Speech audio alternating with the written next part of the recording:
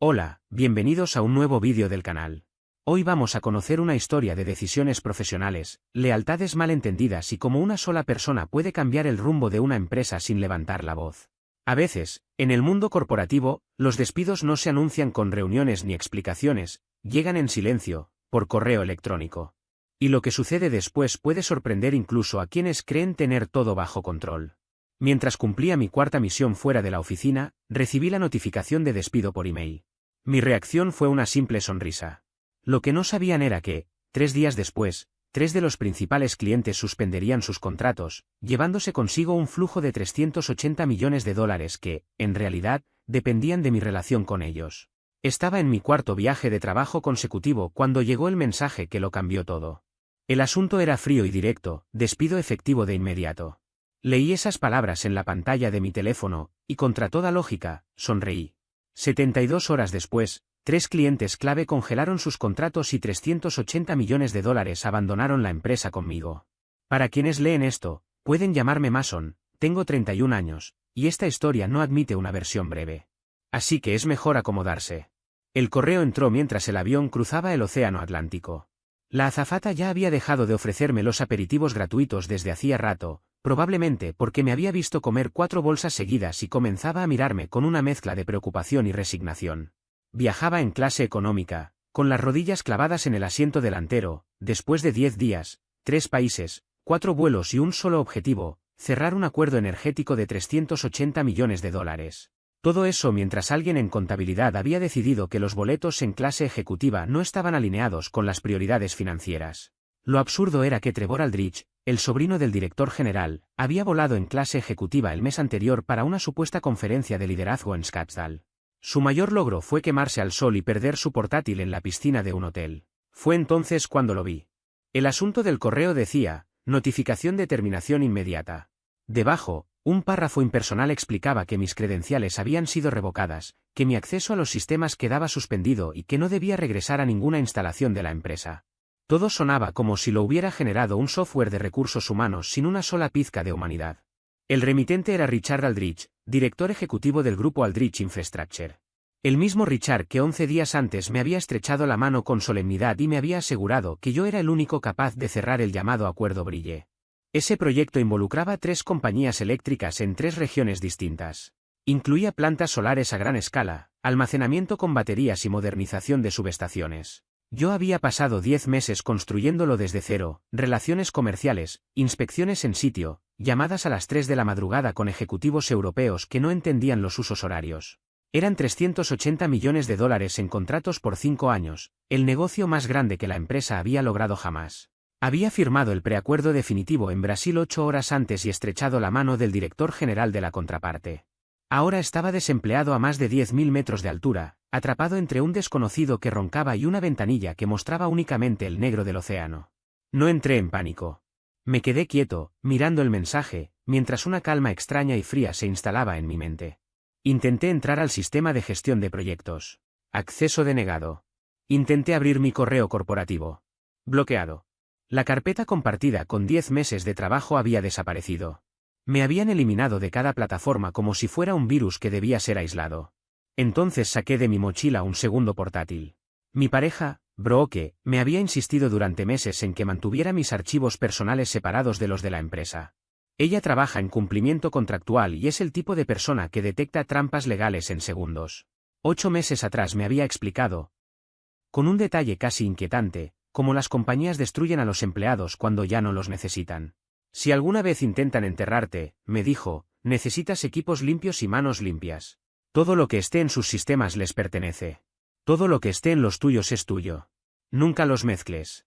Encendí ese portátil, ingresé a mi correo cifrado y vi 3 mensajes de clientes que todavía no sabían que yo acababa de ser despedido, pero que esperaban respuestas urgentes de mi parte. Ellos creyeron que despedirme en pleno vuelo me dejaría aislado y desesperado. En realidad, solo cortaron el último hilo que me ataba a una empresa que me había exprimido como a un obrero temporal mientras yo les generaba millones. Cerré ambos equipos, me coloqué el peor cojín de viaje del mundo detrás del cuello. Por primera vez en 4 días, conseguí dormir. Ahora retrocedo 6 meses, porque ahí comenzó todo. Empecé a notar patrones que no cuadraban. No eran señales sutiles. Eran como luces de neón apuntando directamente a un problema. La primera alerta fue una promoción que se desvaneció. Durante 7 años había dirigido el desarrollo internacional de proyectos en Aldrich. Cerré contratos que nadie más pudo. Viajé a sitios que nadie quería visitar. Pasé feriados en aeropuertos y fines de semana atendiendo ejecutivos nerviosos. Cuando se abrió el puesto de vicepresidente de operaciones globales, era lógico que fuera mío. Tenía el historial. Tenía las relaciones con los clientes. Tenía cartas de recomendación de empresas eléctricas en 4 países. Pero el puesto fue para Trevor, el sobrino del director general. Un hombre con apenas 19 meses en la empresa, cuyo principal mérito era su apellido. Su experiencia consistía en un MBA de una escuela anunciada en autopistas, un paso breve por una consultora desaparecida y meses sentado en reuniones que yo dirigía. Aquí es donde la historia deja de ser una simple injusticia laboral y se convierte en algo más peligroso, un sistema diseñado para premiar apellidos y castigar a quienes realmente producen valor. Una vez lo escuché preguntarle a un ejecutivo si los paneles solares almacenaban luz para usarla de noche. El silencio fue devastador. Tuve que intervenir para no perder un contrato de $40 millones por pura vergüenza ajena. En la fiesta de nombramiento, Trevor se acercó con una sonrisa segura. Mason, tengo muchas ganas de trabajar contigo. Mi tío dice que eres el mejor cerrando contratos. Lo felicité, sin mencionar que cerrador parecía ser una categoría inferior al líder. La segunda señal fue el robo sistemático de créditos. Desarrollé durante 3 meses un proyecto de modernización de red en Nevada, estudios en el desierto, permisos, análisis técnicos y casi 50 llamadas con la compañía eléctrica local. Cuando se firmó el contrato, el comunicado interno atribuyó el éxito al equipo global bajo el liderazgo de Trevor. Mi nombre apareció en una nota al pie como soporte técnico. Se lo reclamé a mi jefe. Me dijo que debía pensar en el éxito del equipo, no en el reconocimiento individual. Y ahí comprendí exactamente qué lugar ocupaba yo en esa empresa. Durante mucho tiempo intenté convencerme de que lo que estaba ocurriendo en mi empresa era solo política corporativa normal. Pero la realidad terminó imponiéndose de una forma imposible de ignorar. No existía ningún equipo, aunque así lo vendieran hacia afuera. Yo hacía prácticamente todo el trabajo pesado. Trevor apenas había asistido a una sola reunión, justo al final del proceso, y su mayor aporte había sido asentir en los momentos correctos, como si entendiera de qué se hablaba. Aún así, en los informes finales su nombre aparecía como si hubiera liderado todo el proyecto. Con el tiempo me di cuenta de que Trevor había perfeccionado el arte de robar méritos. Tenía un talento casi enfermizo para aparecer en el momento exacto en que un proyecto estaba a punto de cerrarse, hacer 2 o 3 preguntas superficiales frente al cliente y luego adueñarse de todo el trabajo en el reporte posterior. Se incluía a sí mismo en cadenas de correos donde no había participado y después las reenviaba a Richard, agregando comentarios que lo hacían parecer el motor de la operación. Verlo intentar realizar trabajo técnico era directamente doloroso. En una ocasión participé en una llamada donde le explicó a un cliente que los sistemas de almacenamiento de baterías funcionaban como un cargador gigante de teléfono, pero para edificios. El ingeniero principal del cliente parecía a punto de sufrir un colapso nervioso. Yo tuve que silenciar mi micrófono para no reírme, y luego volver a activarlo para rescatar lo que quedaba de la conversación y evitar que el acuerdo se viniera abajo. En otra oportunidad, Trevor intentó liderar una visita a una planta solar que habíamos terminado meses atrás. Apareció con zapatos italianos de cuero y un traje elegante completamente fuera de lugar. Para la segunda hora ya había pisado algo desagradable, se había quejado 6 veces del calor y había preguntado por qué los paneles no estaban apuntando directamente al sol.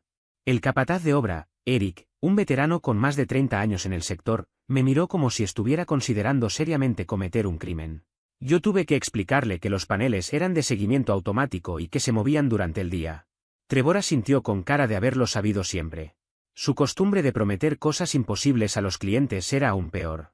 Aceptaba plazos sin consultar con ingeniería, ofrecía especificaciones que no existían y comprometía precios que jamás habían sido aprobados en ningún presupuesto. Luego me reenviaba los correos con un escueto: «¿Puedes hacer que esto funcione?». Era yo quien debía apagar los incendios que él provocaba. Pero el momento que terminó de abrirme los ojos ocurrió 4 meses antes de mi despido. Ese día se celebraba un almuerzo con el directorio. Yo estaba en la sala contigua preparando material para una presentación importante de la tarde. La puerta que conectaba ambos salones no cerró bien, y a través de la rendija pude escuchar claramente la conversación. Uno de los miembros del consejo soltó una risa. Después, la voz de Richard se escuchó con total claridad. Mason es muy bueno en lo que hace. Es un excelente cerrador, pero no tiene madera de líder. No tiene la presencia adecuada. A los clientes les encanta, pero lo necesitamos en el campo, no en la sala de juntas. Yo me quedé inmóvil, sosteniendo una carpeta llena de trabajo que había generado millones para esa empresa. En segundos, redujeron 7 años de mi carrera a ser simplemente el tipo que ejecuta. Caminé de regreso a mi escritorio, abrí una ventana privada en el navegador y empecé a investigar cómo crear una empresa de responsabilidad limitada. Esa noche se lo conté todo a Brooke. Ella me escuchó sin interrumpirme. Cuando terminé, guardó silencio por unos segundos y luego dijo algo que me atravesó como una verdad imposible de ignorar. Para ellos eres una herramienta. Nunca te verán como algo más, porque que tú seas más amenaza a quienes son menos. Con su ayuda comencé a diseñar lo que luego se convertiría en Ironwood Infrastructure. No hubo inversionistas, ni anuncios, ni rastros que conectaran esa estructura legal con Aldrich. Solo una entidad limpia, una red creciente de antiguos colegas que habían sido desplazados igual que yo, y un plan claro. Mientras tanto, yo seguía cerrando contratos para Aldrich, viajando a obras, sonriendo en reuniones, mientras por dentro preparaba el día en que ya no tendría que fingir. El acuerdo de Brille debía ser mi obra maestra. 3 compañías eléctricas, en 3 regiones distintas, comprometidas con una modernización coordinada de su infraestructura, energía solar a gran escala, almacenamiento con baterías, actualización de subestaciones. Un proyecto de ese nivel requería años de relaciones y meses de coordinación técnica.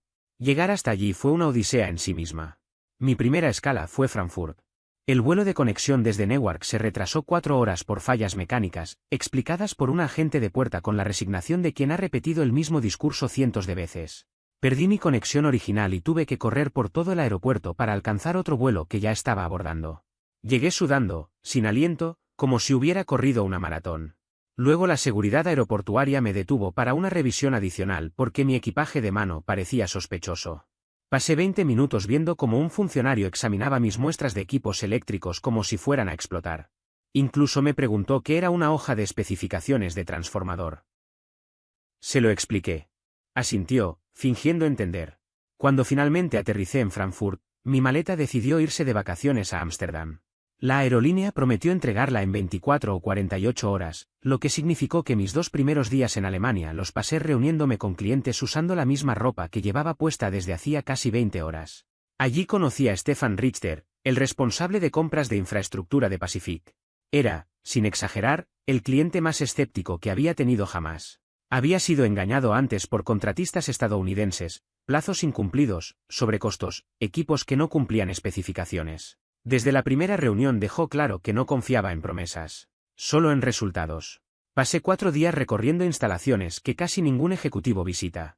Me metí en subestaciones eléctricas bajo una lluvia que parecía personal. Revisé hojas técnicas de transformadores con su equipo de ingeniería hasta que me ardían los ojos. Y, de paso, amplié mi vocabulario en alemán con más de 300 palabras técnicas que jamás usaría en una conversación normal. Pero todo eso era parte del plan. Porque yo ya no estaba trabajando para ellos. Estaba construyendo algo propio. Durante el tercer día del recorrido internacional hicimos una parada que no figuraba en ninguna agenda oficial.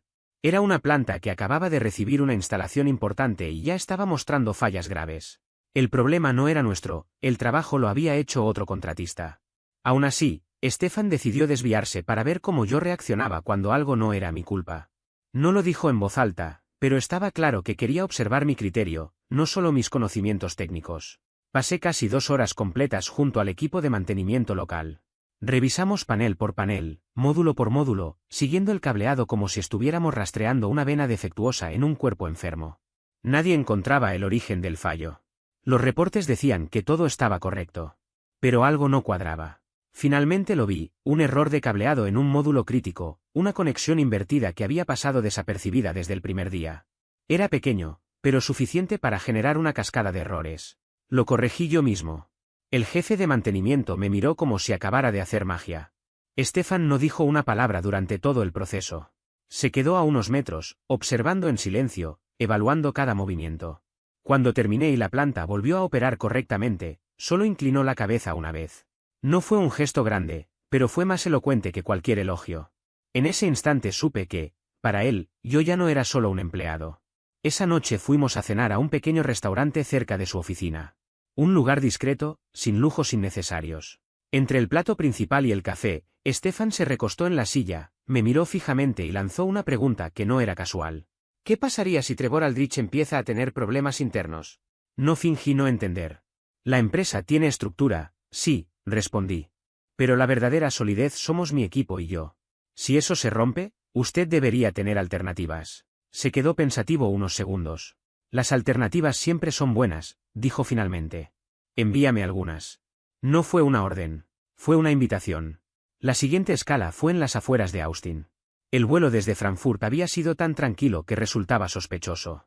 Mi equipaje, por una vez, había llegado conmigo. El avión aterrizó a tiempo.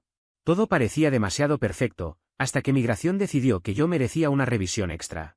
Me tuvieron casi 45 minutos en una sala pequeña, bajo luces frías, explicando una y otra vez por qué había estado en 3 países en 10 días y qué llevaba exactamente en mis maletines técnicos. El agente parecía convencido de que estaba transportando algo ilegal.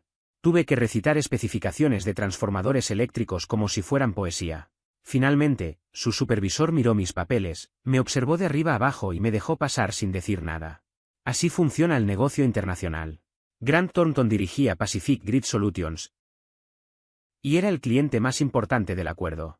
Había construido su imperio desde cero en el mercado energético de Texas, sobreviviendo crisis petroleras, cambios regulatorios y recesiones que habían destruido empresas más grandes que la suya. No toleraba incompetencia ni ejecutivos de adorno. Nos encontramos en una obra activa a 1 hora de la ciudad. Grúas, técnicos, ruido constante. Caminamos el sitio completo. Grant preguntó sobre logística, garantías, planes de contingencia, seguros, redundancias. Preguntas de alguien que ya había sido traicionado y no estaba dispuesto a repetirlo. Frente a una fila de unidades de baterías, se detuvo. Tú eres la razón por la que sigo en este proyecto, me dijo. No tu empresa. Tú. Lo aprecio, respondí. No es confianza, me corrigió. Es observación. Y tú sabes lo que haces. Le mencioné que siempre buscaba reducir costos y mejorar tiempos para clientes que valoraran resultados reales. ¿Estás pensando en algo propio?, preguntó. Me gusta mantener opciones abiertas. Hazlo, dijo. Avísame. Sao Paulo fue la tercera parada. Mi visa tenía una fecha mal impresa, lo que provocó media hora de discusiones en una mezcla caótica de portugués e inglés. Finalmente me dejaron pasar sin explicaciones. Alejandro dirigía Verde Energía. Vivía en un ritmo brutal. 4 reuniones, una visita a una planta solar a 2 horas y una cena ejecutiva pasada la medianoche. La inspección fue agotadora. Mis botas estaban perdidas en algún aeropuerto y mis zapatos no servían para ese terreno. Aún así, Alejandro estaba satisfecho. Tú eres el trato, Mason, me dijo. Si un día trabajas por tu cuenta, llámame. 3 ciudades. 3 clientes. 3 puertas abiertas. Volví a casa con la sensación de llevar algo invisible, pesado y peligroso. Como un arma cargada. 2 días antes del viaje, mi hermano Dylan me había llamado. En retrospectiva, todas las alarmas estaban ahí. Siempre fue el favorito. El encantador. El que nunca pagaba sus errores. Nuestros padres lo protegían. Yo era el responsable. Por eso, cuando me pidió tomar café, debí sospechar. Llegó tarde, vestido como alguien exitoso. Empezó normal. Luego vinieron las preguntas. ¿La empresa va bien? ¿Conoces a Trevor Aldrich? ¿Piensas independizarte? No debí responder. 2 semanas después, con un correo de despido frente a mí, todo encajó. Y Bro que lo entendió antes que yo. Lauren había conseguido una copia de mis documentos de indemnización apenas 1 hora después de que me llegara el correo de despido. Se sentó frente a la pantalla con la misma concentración que solía usar cuando revisaba contratos complejos. Pasaba página tras página con una rapidez quirúrgica, hasta que de pronto se detuvo. Aquí hay algo extraño, dijo, frunciendo el ceño. En esta sección hacen referencia a información creíble de terceros que sugiere actividades competitivas. ¿Qué significa eso? Sentí como algo frío me recorría el pecho. Muéstrame eso. Giró la computadora hacia mí. Ahí estaba, enterrado dentro del lenguaje legal, fuentes externas confiables, preparativos para competencia, causa válida para terminación inmediata sin periodo de aviso. No era una acusación directa, pero era más que suficiente para justificar un despido fulminante. Alguien había hablado. Y por el nivel de detalle, por el momento exacto y por el hecho de que muy pocas personas conocían el proyecto Ironwood, la lista de sospechosos era absurdamente corta. En cuanto aterricé, marqué el número de Dylan. Si lo piensas bien, aquí ya no se trata solo de trabajo. Cuando alguien empieza a crecer demasiado dentro de un sistema así, el sistema reacciona. No porque haya hecho algo mal, sino porque se volvió incómodo. ¿Mason? ¿Cómo te fue en el viaje? Me dijeron que estabas fuera. ¿Quién te dijo eso? Respondí sin rodeos. Hubo una pausa incómoda. ¿A qué te refieres? Cuando tomamos café mencioné que tenía viajes pendientes. Nunca dije cuándo ni a dónde. ¿Cómo sabías que estaba viajando justo ahora? El silencio se alargó demasiado. Mason, no sé qué estás insinuando. No estoy insinuando nada. Estoy preguntando algo muy concreto. ¿Cómo sabías que estaba viajando? Y otra cosa, ¿por qué mis documentos de despido mencionan fuentes de terceros? ¿Quién más sabía sobre Ironwood? Otro silencio. Está bien, dijo finalmente. He estado hablando con Trevor Aldrich. Lo conocí en un evento de networking hace meses. Es un tipo inteligente, tiene buenas ideas. ¿Qué le dijiste, Dylan? Solo, cosas. Negocios, oportunidades. ¿Le hablaste de Ironwood? ¿Del proyecto que llevo meses desarrollando? No respondió. Y esa ausencia de palabras fue más elocuente que cualquier confesión. Yo había sido meticuloso, dispositivos separados, comunicaciones cifradas, sin documentos impresos, reuniones en cafeterías distintas, nombres en clave ridículos pero efectivos. Sabía cómo funcionaban los juegos corporativos. Por eso lo traté todo como una operación encubierta. Pero 3 meses atrás, durante una cena familiar, Dylan no había dejado de insistir en que yo debía hacer algo para mí mismo. Y cometí el error de mencionar, de manera vaga, que estaba construyendo algo propio. Nada técnico. Nada detallado. Solo lo suficiente. Y para él, eso fue una moneda de cambio. Había visto una oportunidad y la había vendido. Había intercambiado mi futuro por un apretón de manos y promesas de alguien con apellido poderoso.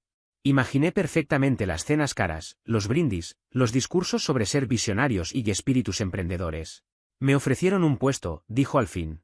Director de desarrollo de negocios. Salario real. Cargo real. Trevor dijo que justo mi tipo de pensamiento estratégico era lo que necesitaban. Te usaron para llegar a mí. Eso no es justo, Mason. Yo estoy construyendo mi propio camino. No todo gira en torno a ti.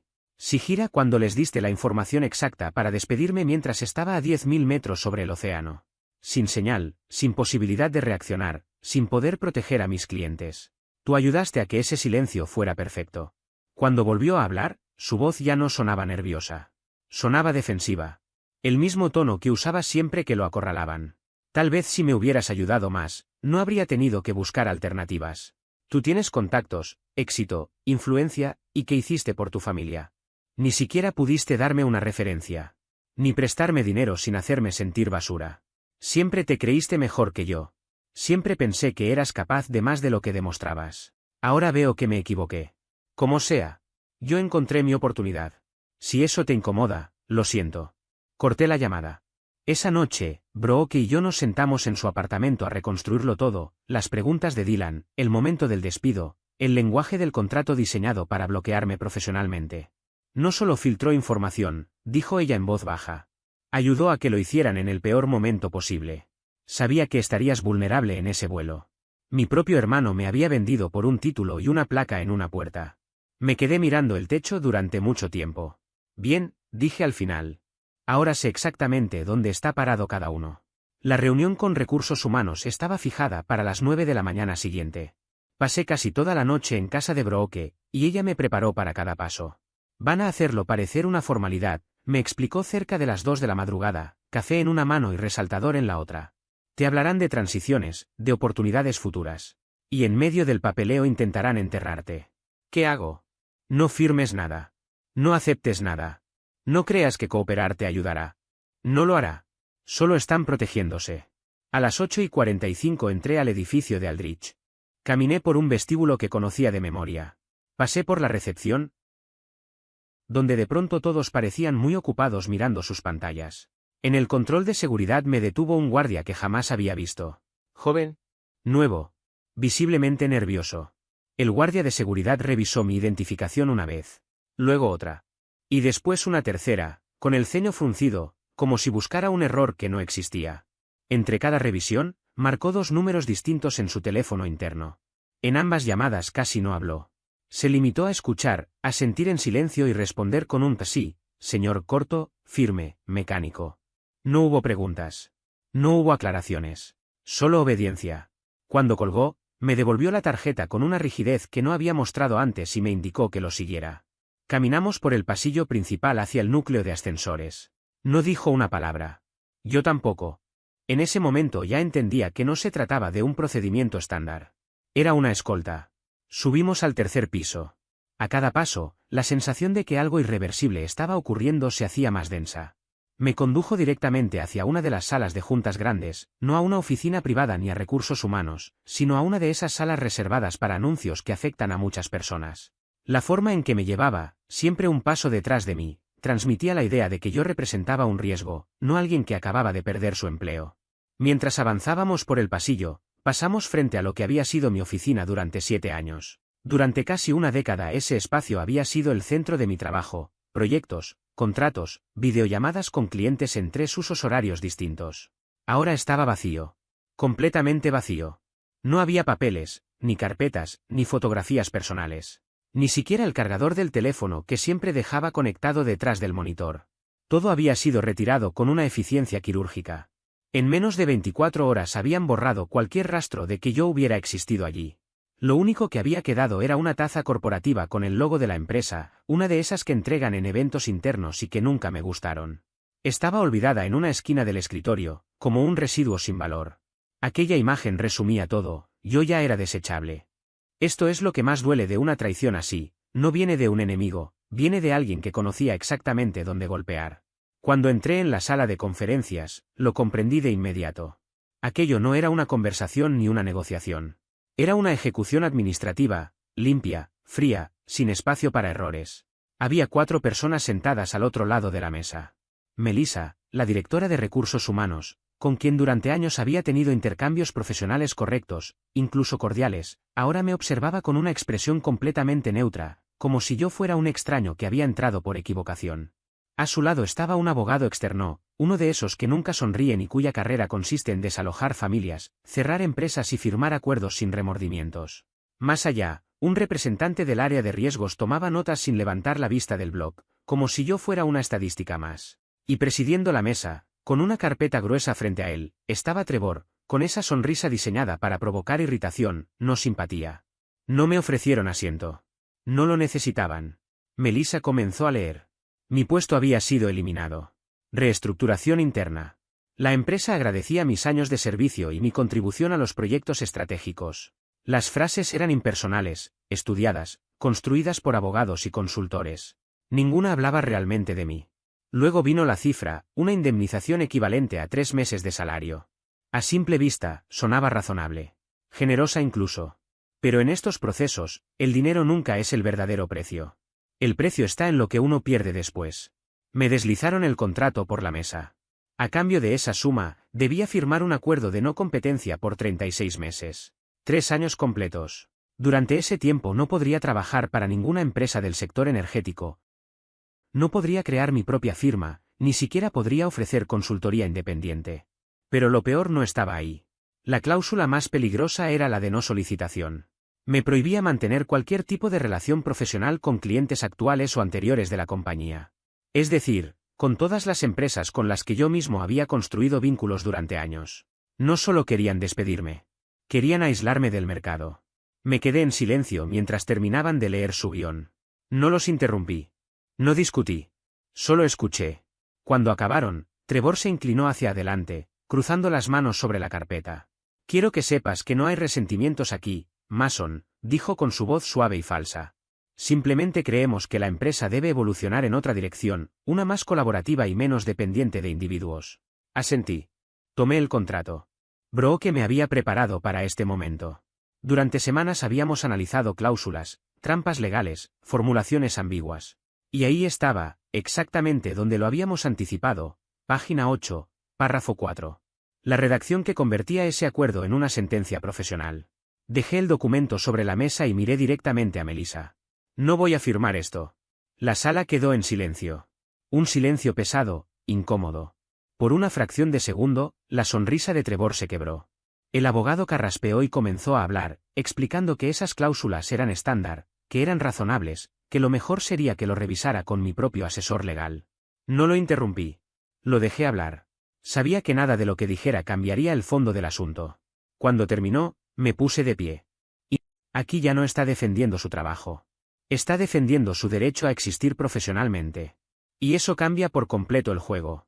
Acepto el despido, dije. Pero rechazo la indemnización y no firmaré ningún documento que limite mi futuro profesional. Trevor soltó una risa corta, casi burlona. ¿Vas a renunciar a 3 meses de salario solo porque no te gusta el papeleo? Lo miré sin parpadear. Renuncio porque este contrato está diseñado para enterrarme. Y no pienso quedarme bajo tierra. Me di la vuelta y salí. El guardia de seguridad me acompañó hasta la salida del edificio. Cuando llegamos a la puerta principal, bajó la voz y se disculpó. Le dije que no tenía nada de qué disculparse. Él solo cumplía órdenes. Pareció sinceramente aliviado.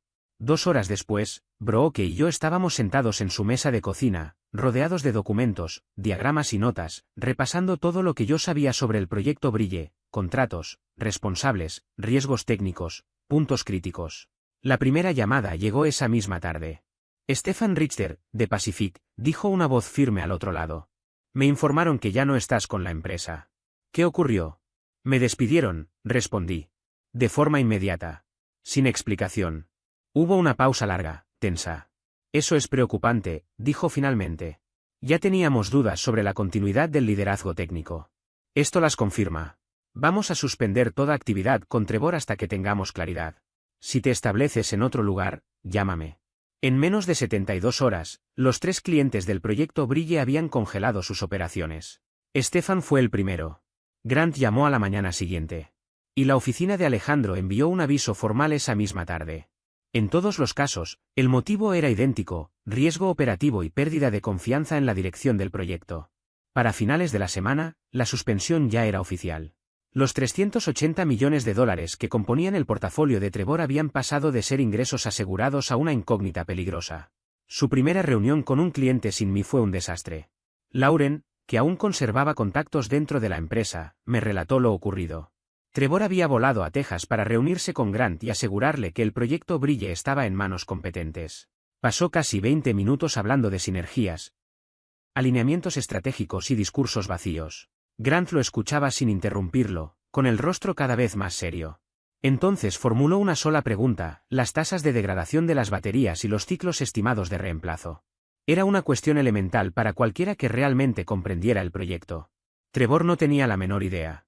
Trató de improvisar con frases genéricas sobre estándares de la industria. Cuando Grant pidió cifras concretas, Trevor habló de garantías, algo que ni siquiera respondía a la pregunta. En ese instante, el destino del proyecto ya estaba sellado. Durante casi media hora, Grant sostuvo una reunión que parecía diseñada para ganar tiempo más que para resolver nada. Cuando se levantó de la mesa, dio una orden seca a su asistente para que cancelara la cena que habían reservado esa noche. 2 días después, Lone Star Grid abandonó oficialmente el proyecto mediante una carta firmada por el propio Grant, quien decidió redactarla personalmente en lugar de dejar que el departamento legal se encargara del asunto. Una semana más tarde, Pacific hizo exactamente lo mismo. El golpe final vino con un correo electrónico de Stefan.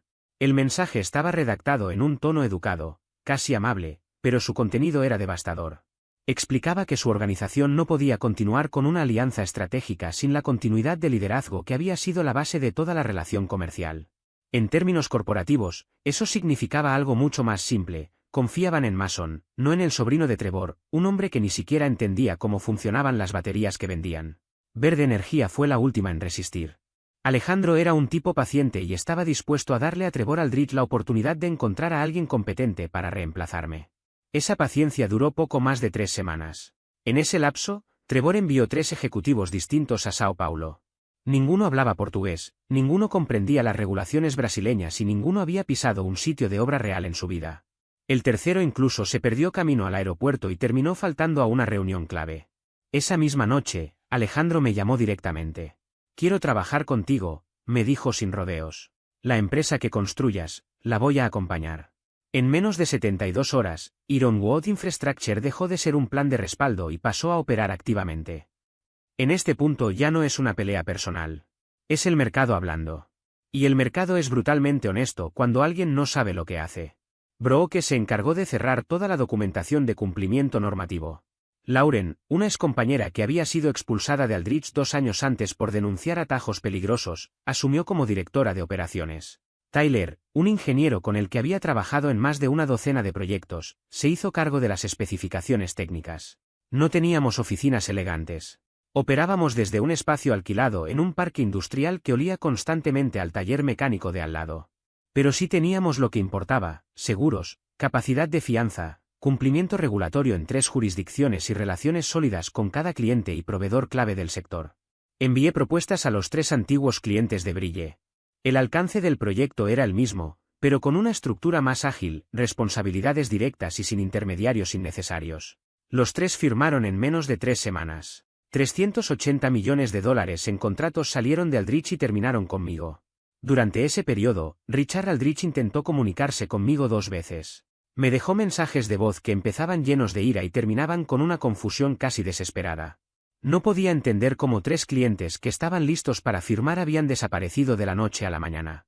Tampoco comprendía cómo su sobrino, al que había presentado como el futuro de la empresa, había destruido en un solo mes más valor del que muchos empleados crean en toda una carrera. Nunca le devolví las llamadas. La parte más satisfactoria fue ver cómo se desmoronaban las promesas. El puesto de director de desarrollo de negocios de Dylan desapareció unas 6 semanas después del colapso de Brille, cuando Aldrich comenzó a recortar costos para no hundirse del todo. Se quedó sin cargo, sin título, apenas con un apretón de manos de una empresa en caída libre y un primo que ya había empezado a culpar a todo el mundo menos a sí mismo. Me escribió 2 veces pidiéndome ayuda. No respondí. 6 meses más tarde entré por primera vez a la nueva oficina de Ironwood Infrastructure como alguien que realmente era dueño de la empresa. La sala de juntas tenía una mesa comprada de segunda mano a una compañía que había quebrado, rodeada de sillas que no combinaban entre sí. Cerca de la entrada colgaba un sencillo letrero metálico. Ironwood Infrastructure, fundada por Mason Mercer. Me quedé mirándolo más tiempo del que debería. 7 años en Aldrich, y mi nombre nunca había figurado en nada que importara. Ahora estaba literalmente en la pared del edificio. El proyecto Brille avanzaba a pleno ritmo. Pacific ya había iniciado 2 modernizaciones de subestaciones. La primera instalación solar de Lonear iba adelantada al cronograma. Verde había ampliado su contrato 2 veces desde que firmó. El valor total entre los 3 clientes se proyectaba en unos $420 millones a lo largo de 5 años. Richard fue destituido como director ejecutivo aproximadamente 4 meses después del colapso. El consejo habló de diferencias estratégicas, que en lenguaje corporativo significa: perdiste 380 millones y tu sobrino nos hizo quedar como incompetentes. La última vez que supe de él estaba asesorando a una empresa pequeña en el Medio Oeste, lejos de cualquiera que recordara sus discursos sobre Trevor como el futuro de la compañía. Trevor duró apenas un par de semanas más que su tío. Renunció para buscar nuevas oportunidades. Según escuché, ahora intenta montar una consultora. Le doy 6 meses. Dylan tuvo su título de director de desarrollo de negocios durante exactamente 43 días antes de que comenzaran los recortes. Me llamó, me escribió mensajes, luego envió un correo largo diciendo que estaba arrepentido, que la familia debía mantenerse unida y que yo entendería que todo había sido solo negocios. No respondía nada. Mis padres reaccionaron exactamente como lo había previsto. Mi madre me llamó para decirme que estaba siendo demasiado duro con Dylan, que la familia debía perdonarse, que guardar rencores no era sano. Comentó que él estaba pasando por un momento difícil y necesitaba el apoyo de su hermano. Le pregunté si sabía lo que Dylan había hecho. Dijo que había escuchado su versión y que pensaba que había malentendidos de ambos lados. Le pregunté si él le había contado que llevaba meses filtrando información sobre mí al sobrino del director ejecutivo. Respondió que no entendía de temas corporativos y que yo estaba exagerando algo que era un asunto familiar. Le dije que la quería, pero que no estaba dispuesto a tener esa conversación otra vez. No me llamó durante 3 meses. Cuando finalmente lo hizo, no volvió a mencionar a Dylan. Brooke y yo nos comprometimos unos 2 meses después de que Ironwood empezara a operar oficialmente. Fue una ceremonia pequeña. Ella sigue trabajando ahora como consultora externa de contratos y cumplimiento para la empresa. Resulta que tener a alguien que entiende el lenguaje legal y que realmente se preocupa por tu éxito vale mucho más que cualquier título ejecutivo o apellido influyente. Lo curioso de todo esto es que nunca planeé ninguna venganza. Solo construí algo propio, lo protegí con cuidado y dejé que quienes me subestimaron cometieran sus propios errores. Ellos hicieron el resto. No hace falta quemar nada. Solo hay que estar preparado cuando el fuego empieza solo. Y cuando alguien te ofrece un asiento en una mesa que tú mismo construiste, sabes perfectamente cuánto vale. Al final no ganó por destruir a nadie. Ganó porque dejó de depender de personas que nunca estuvieron de su lado. Después de escuchar toda esta historia, creo que lo que más impacta no es el dinero ni las traiciones, sino algo mucho más simple: lo fácil que algunas personas venden a quien tienen al lado cuando aparece una oportunidad. No fue un desconocido el que lo traicionó, fue su propio hermano. Y eso, para muchos, duele más que cualquier despido. También deja algo muy claro, no siempre gana el que grita más fuerte o el que tiene el apellido correcto. A veces gana el que hace el trabajo, el que se prepara en silencio y el que no se deja pisar cuando intentan borrarlo. Mason no ganó por vengarse. Ganó porque decidió no quedarse atrapado en un sistema que ya lo había condenado. Y eso es algo que, honestamente, mucha gente que escucha esta historia puede entender. Todos, en algún momento, hemos estado en un lugar donde damos todo y aún así nos tratan como si fuéramos reemplazables. Gracias por quedarte hasta el final y escuchar esta historia. Si te dejó pensando, si te hizo recordar algo o si simplemente te atrapó, me alegra haberla compartido contigo. Nos vemos en el próximo vídeo.